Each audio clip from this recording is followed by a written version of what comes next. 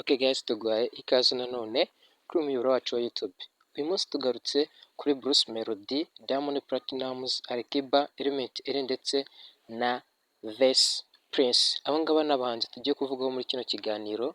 Tega amatwi wumve uburyo bimeze, uburyo amakuru y'imyidagaduro ahagaze mu Rwanda. Turatangira ku muhanzi witwa Bruce Melody, amaze iminsi yasohoye indirimbo yise Pom Pom, aho yasezeranyije abafana yuko nimara kurebwa n'abagera kuri miliyoni 5 cyangwa se barenga azabaha impano.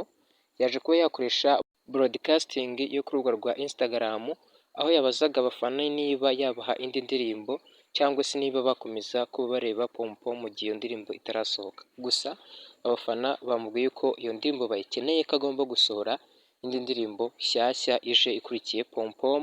Bamwizeza yuko nayo bazayireba cyane, niyo mpamvu yabwiye yuko iyo ndirimbo igomba gusohoka mu gihe kitari kinini. Uyu kandi Bruce Melody yamaze iminsi akoranye ikiganiro n'abanyamakuru muri Tanzania, yagize icyo avuga ku mubano wa Diamond Platnumz ndetse na Alikiba utameze neza mu buryo bwo gukora umuziki cyangwa se yo kuzamura impano zabo binyuze mu kuririmba. Yabwiye yuko iryo hangana riri hagati yabo cyangwa se rivugwa n'abafana babo, ari bo bafana ba Diamond Platnumz ndetse na Alikiba, ko bagomba kuribyaza umusaruro nk'uko we na The Ben babigenje, by'umwihariko ku itariki ya mbere y'ukwezi kwa mbere muri uyu mwaka turimo wa 2026, aho bavuze yuko bazasohora indirimbo arizo Indabo Zanjye ndetse na Munyakazi ya Bruce Melody. Bavuga yuko rero izi ndirimbo bazibyaje umusaruro bitewe n'iryo hangana ryavugagwa hagati yabo, bitewe n'uko umwe yavuze yuko azasura indirimbo yitwa Munyakazi ariwe Bruce Melody ndetse na The Ben agasohora iyitwa Indabo Zanjye.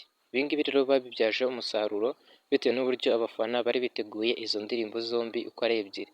Kandi ikindi ni uko indirimbo Pom Pom ikomeje gukorerwa challenge cyane mu gihugu cya Tanzania, aho yagaragaye ku mwanya wa mbere muri Tanzania ikurikiwe n'indirimbo ya Diamond Platnumz. Urumva yuko rero Pom Pom ikomeje kurya hit cyane ugereranyije n'izindi ndirimbo z'abahanzi ba Afurika.